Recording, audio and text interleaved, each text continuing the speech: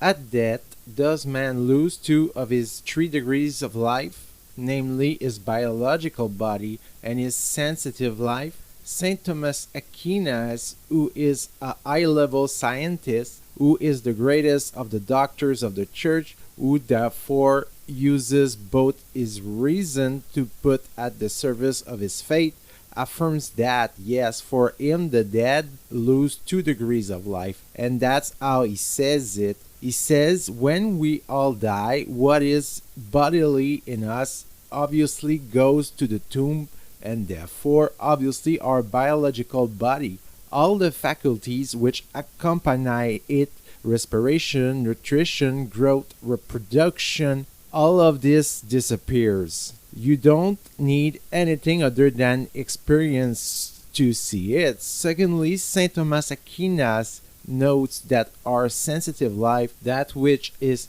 common to animals, namely our sensations, our feelings, but also our imagination, our memory of images. For example, the memory of the sensitive circumstances of our childhoods, perfumes of the cooking that our mother used to do, all that goes through the brain. These are sensitive images. As it in the brain, and the brain is obviously material, and indeed St. Thomas Aquinas says, since the brain dies, all that disappears. So for him, a dead person does not take the images of his past, which he has learned by heart. For example, the word cat in English means cat. It is in the sensitive memory. We have to rehash it to remember it. It disappears. Result for him, a dead person takes with him to paradise only what is purely spiritual. Therefore, his intelligence, which has made choices with his will, it is there that are the deep root of sins like pride,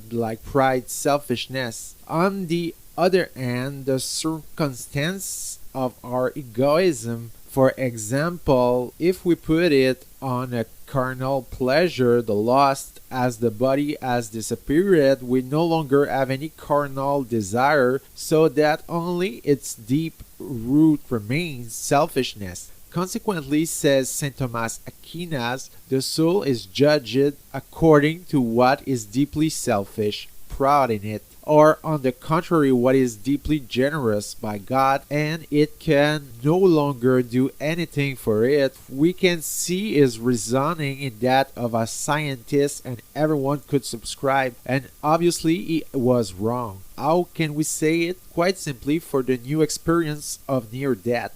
More and more people were resuscitated, and already this experience was known at that time of St. Augustine, except that he had only had one or two, including a soldier who slept under a wall and the wall fell on him. He was crushed to death, and 3 days later he woke up alive. He said that he had gone to a garden of light. He had seen trees, plants, relatives who loved him and who had already died before him with his eyes, so much so that St. Augustine comments by saying, manifestly we believe that only man has a subsisting soul which, separated from the body, continues to live and keeps his senses, seeing, hearing, and his intelligence, understanding, alive. And this is from the commentary of the book of Coelet, chapter 16. Unfortunately, St. Augustine did not enough experience to affirm it, and therefore St. Thomas Aquinas, the great theologian, reasoned, and his reasoning resulted in the opposite conclusion.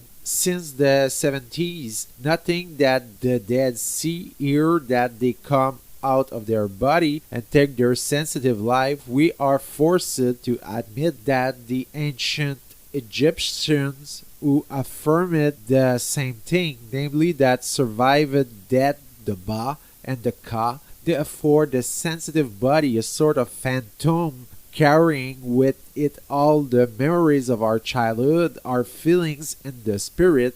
Obviously, they were right. Only the biological body goes to the tomb.